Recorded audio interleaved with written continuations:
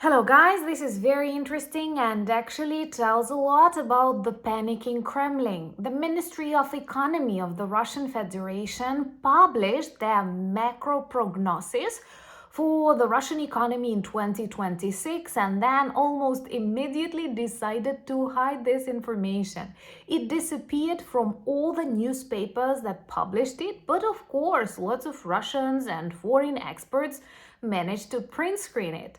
And now they discuss how big the problems inside the Russian economy are and how Kremlin tries to hide them. But it's impossible to hide when the problems are that big. And I believe one of the reasons why the White House changed its rhetorics about Russia, rightfully naming it a paper tiger, is that they know the truth about the state of the Russian economy. In 2026 alone, the Kremlin will have to pay more money on their federal debt than on education and medicine together. Just imagine the poverty of the country. And when making your decisions and your predictions about the course of the Russian war in Ukraine, please remember that Russia, being the largest country in the world, has a smaller GDP than the one of Texas. The GDP of Russia is smaller than the one of Italy.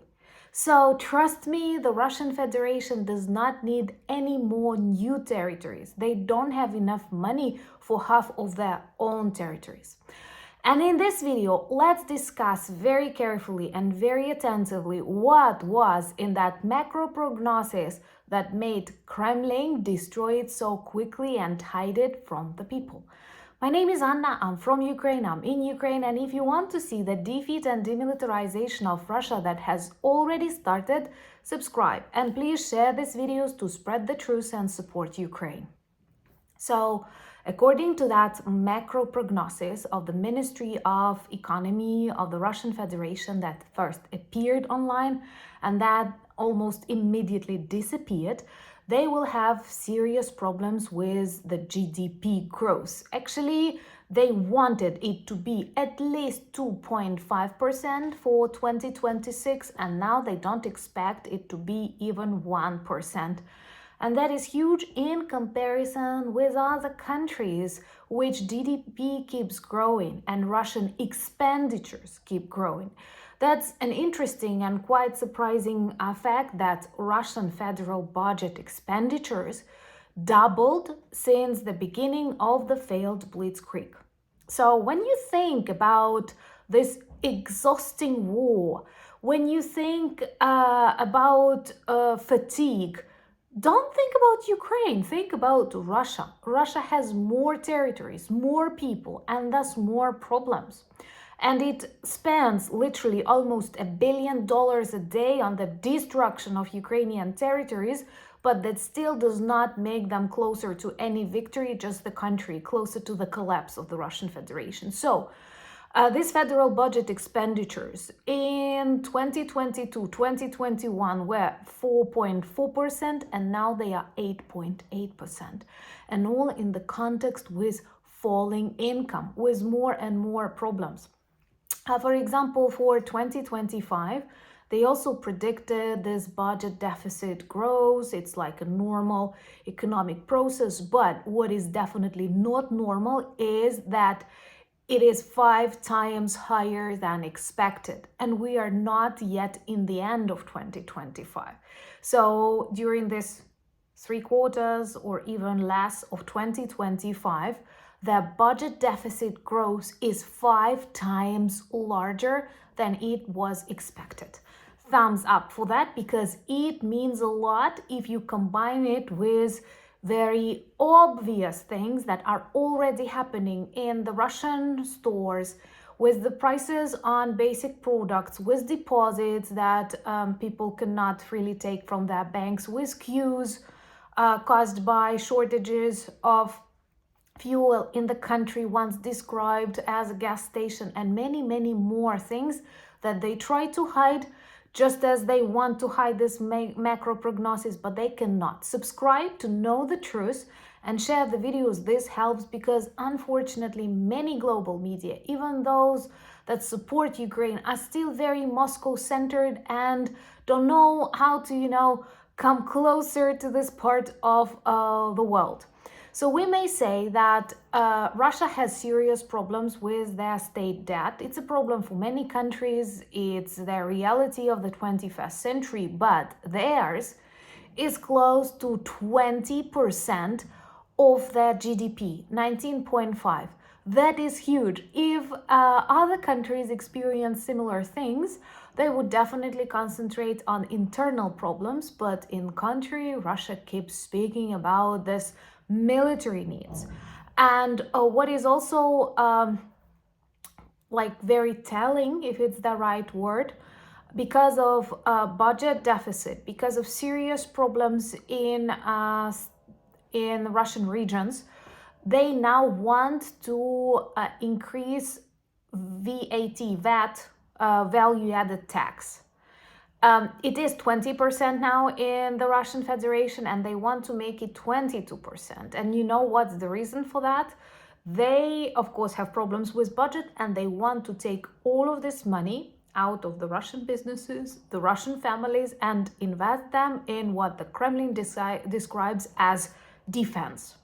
We all know that in Russia they name attacks and war their defense, but actually, the longer I observe how effectively we implement our drone sanctions, how we develop our own cruise missiles, Neptune missiles, I feel maybe they are right. And maybe 2026 will be the year of Russian defense, like total defense with no money and no efforts for attacks.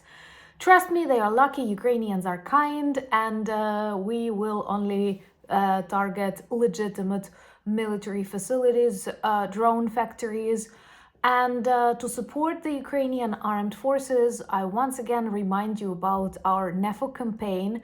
You know how proud I am when we fulfill the dreams of Ukrainian soldiers. And I connect the link to our campaign. Please, let's boost it. It's a little bit slow. You will find it in the first comment. Please support us if you feel like. And another important thing is that macro prognosis was in general very pessimistic. And a part of GDP, they also discussed the investment growth, which can actually be quite negative. It's in the Russian language that they have phrases like negative growth, which means not just the growth, but decline. So they expected investment growth to be 3%, which is not a lot, but now they think it will be 0.5. I think they know it will be 0 because are you prepared to invest in Russia? Only after the collapse of the Kremlin regime, I guess. Also, industry production expectations are lower, and they predict lower price of ruble and lower price of oil. So, I don't know why many people still believe that Russia is strong, taking into account that during this 1,000 of days, they only managed to get less than 1% of the Ukrainian territory and spend billions, hundreds of billions of dollars on this destruction. This is not a winning strategy. That is a losing strategy. And what we witness since February 2022 is not just Russian violence, craziness, but it is also the process of the destruction of the Russian Federation from inside. Because they overestimated their resources, they underestimated the bravery of Ukraine and the support of our people, in the world, and I'm very grateful to all of your countries. Russia tries to escalate this war. I read a lot about drones in your countries, in your regions. Stay strong. They don't have money, they don't have people to attack you.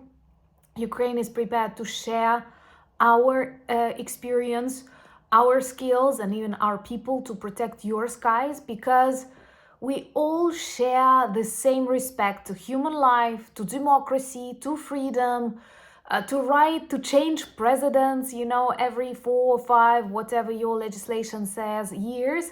And all of that is very important. And no matter how much they will rise taxes inside Russia, this will only bring to a faster and more disastrous collapse of these evil authoritarian regimes. I want to believe, I'm fighting for that, I'm speaking about that. In the 21st century, authoritarian regimes, empires do not live long. Share if you agree, leave your ideas for the next conversations in comments below, follow me on X, Instagram, Blue Sky, Threads, Discord, all the links in the description of this video, same as the link to our merch shop, which magically turns you into our ambassadors. And thank you so much for buying me coffees, becoming my patrons and sponsors of the channel, but most importantly, thank you for being friends of mine and friends of Ukraine. United we stand. Slava Ukraini!